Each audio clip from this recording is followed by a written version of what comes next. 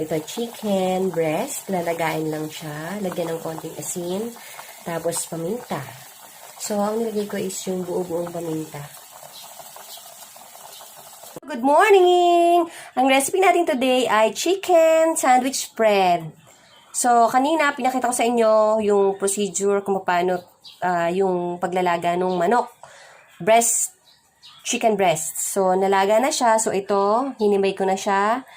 And then, grated carrots, cheese, onions, salt and pepper, maybe half teaspoon of mustard, and then mayonnaise, and then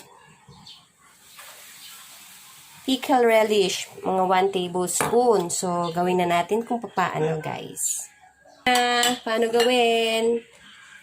Siyempre, yung ating chicken breast, laman na hinimay ko na. And then, sumasama together yung onions, yung grated cheese. Yung cheese, depende sa inyo kung gaano kadami.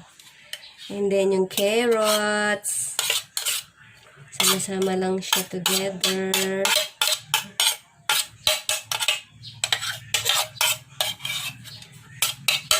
Okay.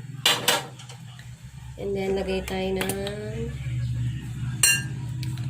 mustard. Uy.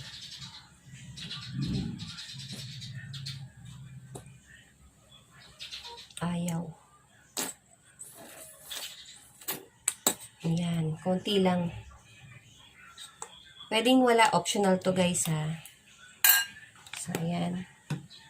And then, pickles. Lagay tayo ng pickles, mga 1. So, ayun.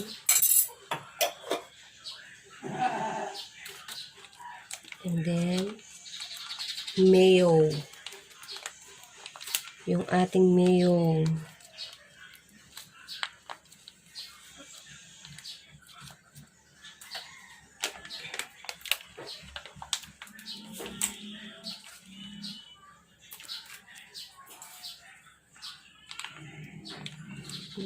Lagay na natin yung mayo.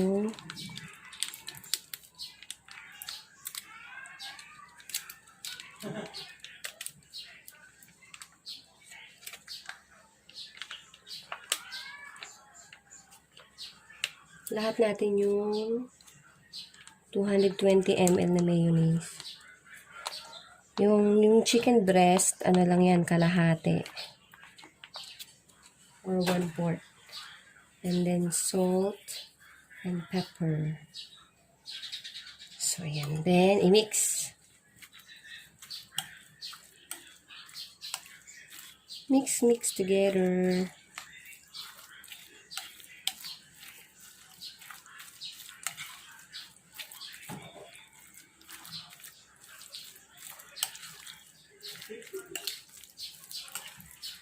Ayan.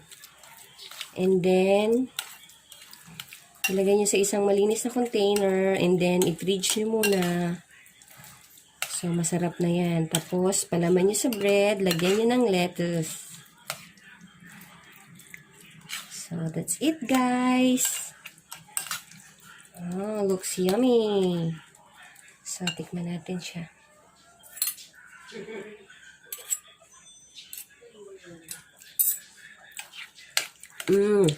Ang sarap, guys. So, ayan na siya. Hope you like it. Please don't forget to like and subscribe. Enjoy!